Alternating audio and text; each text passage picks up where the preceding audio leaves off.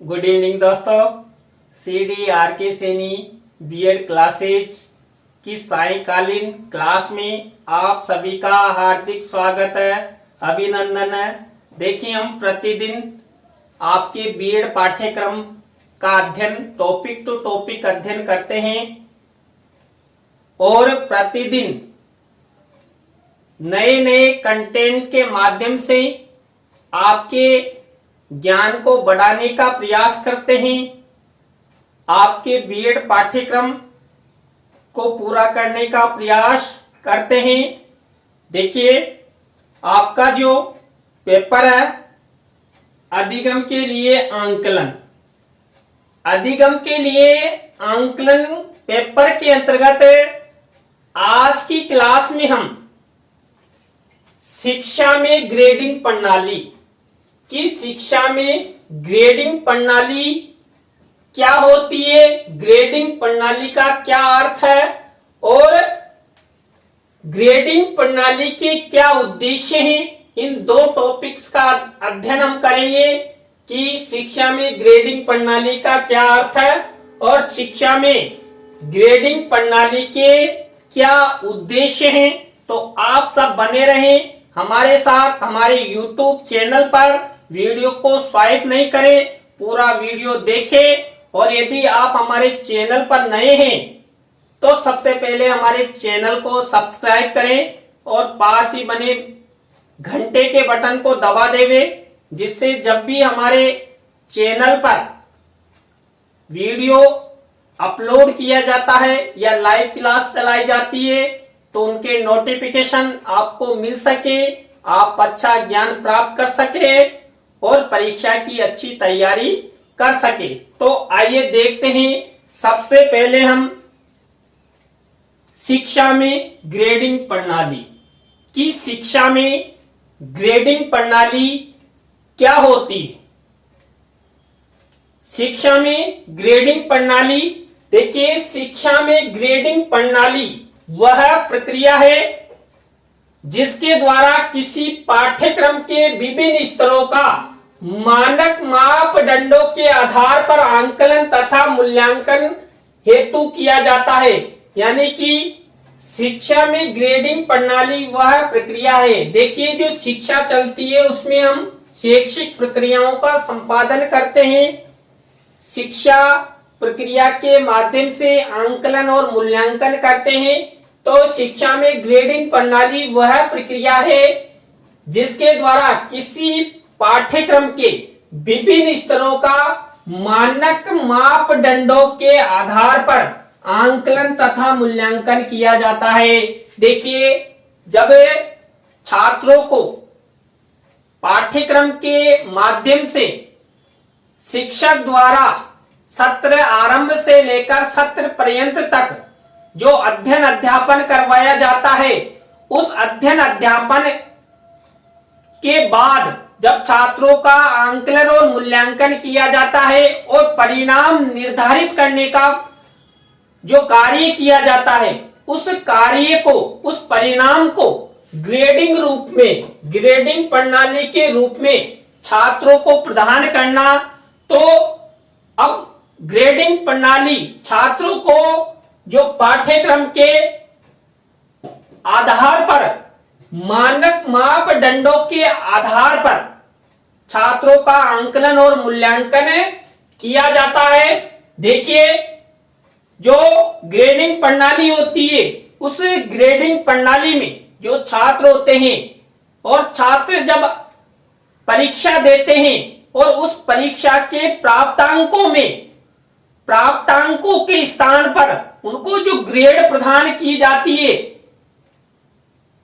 अब देखिए, जो छात्र होते हैं, विद्यार्थी होते हैं, उन विद्यार्थियों को ग्रेड कैसे देते हैं। किसी विद्यार्थी को ए ग्रेड दे दी, बी दे दी, सी डी ई तथा A1 A2 A3 B1 B2 B3 C1 C2 C3 वर्गों में बांटकर परीक्षा परिणाम ग्रेडिंग रूप में प्रदान किया जाता है। देखिए, इसमें क्या होता है, जो छात्र होते हैं, छात्रों के परिणाम को अंकों के बजाय, यहां पर अंकों के बजाय क्या किया जाता है, ग्रेडिंग प्रदान की जाती है। और वो grading A, B, C, D, E इस तरह छात्रों को ग्रेडिंग प्रदान कर उनका आंकलन मूल्यांकन करके उनका परिणाम निर्धारित किया जाता है कि छात्र ने A ग्रेड प्राप्त की है, B ग्रेड प्राप्त किए, C ग्रेड प्राप्त किए, या A1 प्राप्त किए, या B2 प्राप्त किए, या C3 प्राप्त किए। देखिए जो E ग्रेड होती है इसमें सबसे कम न्यूनता होती है, इसमें छात्र को फेल बराबर समझा जाता है, सबसे कमजोर समझा जाता है। और जो A ग्रेड होती है या A1, A2 या A3 होती है, ये सबसे अच्छी ग्रेडिंग होती है, जिसमें छात्र को जब ये ग्रेड प्रदान की जाती है तो वो स्वतः ही समझ जाता है कि मुझे अच्छे अंक मिले होंगे तब जाकर मुझे A ग्रेड मिली है। तो इस तरह छात्रों का ग्रेडिंग प्रणाली के माध्यम से आंकलन और मूल्यांकन किया जाता है। ग्रेडिंग प्रणाली के विषय में तर्क, देखिए ग्रेडिंग प्रणाली के विषय में एक तर्क चलता है, वो तर्क क्या है, ग्रेडिंग प्रणाली विद्यार्थियों की उपलब्धियों का, देखिए छात्र कौन सी उपलब्धि हासिल करते हैं, सत्र आरंभ से लेकर सत्र पर्यंत तक जब वो अध्ययन करते हैं और अध्ययन के दौरान जो उनका आंकलन और मूल्यांकन के द्वारा जो परिणाम निर्धारित किया जाता है वो परिणाम उनकी उपलब्धि होता है। तो ग्रेडिंग प्रणाली विद्यार्थियों की उपलब्धियों का गुणवत्ता परक आंकलन है, परिमाणात्मक परक आंकलन नहीं। देखिए गुणवत्ता देखी जाती है किसके आधार पर, ग्रेडिंग प्रणाली के आधार पर। यहां पर परिणाम नहीं होता है, यहां पर परिमाणात्मक परक आंकलन नहीं होकर क्या होता है, गुणवत्ता परक, कि छात्र में A+, B+, A1, A2, A, B ये गुणवत्ता है। इसके आधार पर छात्र ने अंक प्राप्त किए हैं। तो देखिए ये हमारे जो चैनल है, हमारे सभी YouTube channels CD RK Saini के नाम से चलते हैं। तो CD RK Saini B.Ed classes YouTube channel भी CD RK सैनी परिवार की ओर से ही संचालित है।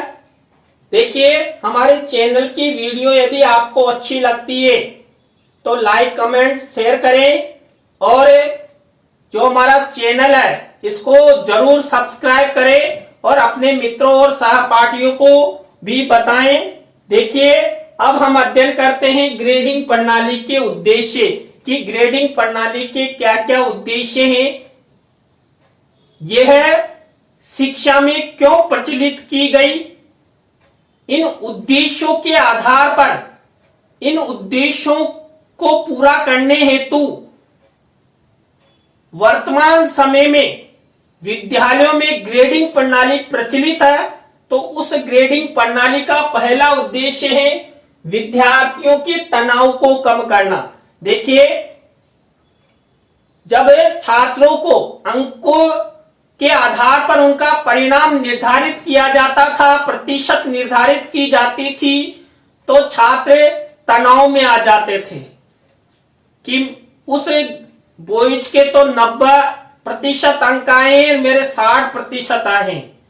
तो ग्रेडिंग प्रणाली के माध्यम से जो छात्रों में तनाव होता था उस तनाव को कम करने का प्रयास किया गया है। तो ग्रेडिंग प्रणाली का मुख्य उद्देश्य है विद्यार्थियों के तनाव को कम करना। दूसरा उद्देश्य है विद्यार्थियों के स्वास्थ्य संबंधी संकटों को दूर करना। देखिए ग्रेडिंग प्रणाली के माध्यम से छात्रों के कई स्वास्थ्य संबंधी जो संकट थे उनको दूर करने का प्रयास किया गया है।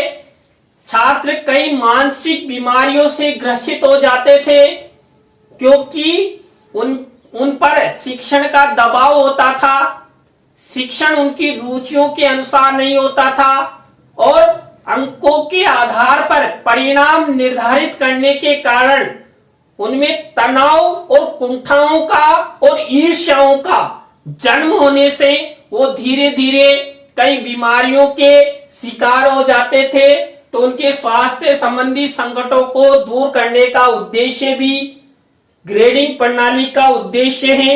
विद्यार्थियों में थकान, दबाव, शरीर में दर्द, आंखों में दर्द आदि बीमारियों को कम करना। देखिए, अंक प्राप्ति की होड़ में, ईर्ष्या में आगे बढ़ना है मुझे उससे की होड़ में छात्रों में शिक्षण के दौरान अधिक थकान हुआ करती थी। उन पर पढ़ाई का, शिक्षा का अधिक दबाव था, हमेशा शरीर में दर्द रहता था और आंखों में कई प्रकार की बीमारियां हो जाती थी। तो उन सबको दूर करने का प्रयास ग्रेडिंग प्रणाली के माध्यम से किया जाता है। तो ये भी ग्रेडिंग प्रणाली का उद्देश्य है, छात्रों को मानसिक दबाव से मुक्त करना। देखिए, मेंटल रूप से छात्र परिणाम के प्रति दबाव में रहते थे। छात्र पहले से ही ये सोचने, चिंतन करने में लग जाते थे कि हमारा परिणाम क्या होगा, हम कितना प्रतिशत हमें मिलेगा, जिससे वो कई प्रकार की मानसिक बीमारियों, मानसिक दबाव में आ जाते थे और परिवारजनों द्वारा भी उन्हें टॉर्चर किया जाता था। तो उसको दूर करने का प्रयास शिक्षा में ग्रेडिंग प्रणाली लाकर किया जा रहा है, जिससे छात्रों में मानसिक दबाव नहीं हो, वो मानसिक दबाव से मुक्त हो। शिक्षा प्रणाली को पुनर्जीवित करना। देखिए, अंकों की होड़ के कारण छात्रों में शिक्षा के प्रति निरस्ता आ गई थी। छात्र शिक्षा के प्रति रुचि नहीं लेना चाहते थे क्योंकि वो कई प्रकार की मानसिक बीमारियों का शिकार हो जाते थे। उन्हें शिक्षा से डर लगने लगता था। तो उस डर को दूर करते हुए जो शिक्षा प्रणाली है, उस शिक्षा प्रणाली में ग्रेडिंग प्रणाली के माध्यम से छात्रों में रुचि उत्पन्न करने, शिक्षा के प्रति और उन्मुख होने का प्रयास किया जाता है। स्कूल, माता पिता, साथियों, समाज के दबाव को कम करना। देखिए, ग्रेडिंग प्रणाली का उद्देश्य है, जो विद्यालय का दबाव छात्रों पर बना रहता था, माता पिता का दबाव, साथियों का और समाज का, कि आपको समाज में फर्स्ट डिवीजन आना है, मेरिट आना है। तो उसके कारण छात्र लगातार शिक्षण के कारण कई छात्र तो मानसिक दबाव में, मानसिक बीमारियों, मेंटल की स्थिति में चले जाते थे। तो माता पिता, स्कूल और सहपाठियों और समाज के दबाव को कम करने का प्रयास शिक्षा में ग्रेडिंग प्रणाली लाकर किया जा रहा है। तो ये 6 नंबर का हमारा उद्देश्य हो गया। इसके बाद विद्यार्थियों में शिक्षा के प्रति रुचि जागृत करना। देखिए, शिक्षा में ग्रेडिंग प्रणाली का मुख्य उद्देश्य है विद्यार्थियों में शिक्षा के प्रति रुचि जागृत करना। देखिए, अंकीय प्रणाली के कारण छात्रों में शिक्षा के प्रति रुचि समाप्त हो गई थी। उस रुचि को पुनः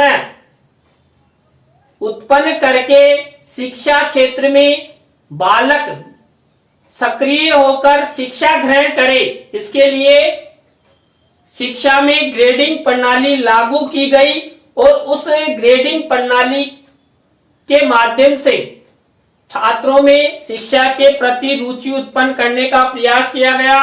विद्यार्थियों को अंकों के स्थान पर ग्रेडिंग प्रदान करना। देखिए, ग्रेडिंग प्रणाली का मुख्य उद्देश्य जो छात्रों को अंक प्रदान किए जाते हैं उन अंकों के स्थान पर ग्रेडिंग प्रदान करना, जैसे ए, बी, सी, डी, A1, B1, B2 इस तरह ग्रेडिंग प्रदान करके उनको कई प्रकार की जो मानसिक बीमारियां थी उनको दूर करने का प्रयास ग्रेडिंग प्रणाली के द्वारा किया गया। तो आप सभी को बहुत बहुत धन्यवाद जो आप हमारी लाइव क्लास से अंत तक जुड़े रहे। कल इसी समय नए टॉपिक के साथ हम आपसे फिर मिलेंगे। राम राम सा, धन्यवाद, बाय।